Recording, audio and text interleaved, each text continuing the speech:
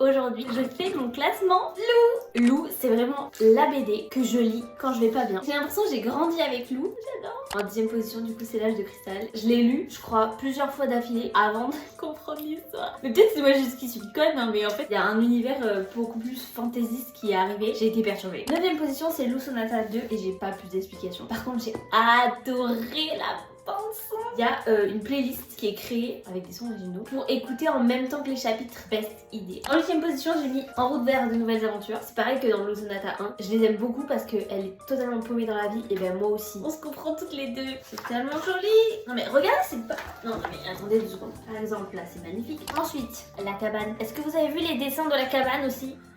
Regardez la beauté de cette illustration. 11e position, Journal infime. Je savais pas trop me positionner. Je suis tellement nostalgique de ce livre. On découvre tout l'univers. Ensuite, Lou Sonata 1. Vous savez quoi? Je vais le chercher. Hop. Elle fait des études, mais elle est pas convaincue par ses études. Est-ce que tu parles de ma vie ou... Et j'adore ce livre. Je vais le remettre. Je fais un petit coup sur les morts. On passe aux choses sérieuses. Mortebouche. Cette grand-mère est iconique. The Ravageois of the Village. Et je l'aime trop. Et là, on arrive au top 3. Laser Ninja. Alors déjà, le traumatisme que m'a créé ce livre. Déjà de 1. Tu commences le livre.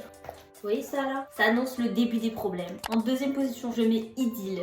Ce livre, alors vraiment haut, à la bibliothèque, c'est celui que j'ai emprunté à chaque fois. Les drames entre couples, moi j'étais là, j'étais au collège. Bien sûr que je voulais vivre la même chose, bien sûr que ça n'arrivait pas. Et en premier, parce que je suis, comment on appelle ça? Une drama queen. Et j'ai mis du coup Le cimetière des autobus. Dans celui-là, elle a comme un épisode dépressif. I can relate! En fait, je trouve que celui-là, c'est vraiment le moment où Lou elle se dit, je grandis et j'aime pas trop. Et moi, c'est toute ma vie, je me dis ça. Genre maintenant, j'ai 23 ans, bientôt 24 et je suis toujours bloquée au cimetière des autobus. Voilà, et du coup j'ai envie de tous les relire pour une énième fois.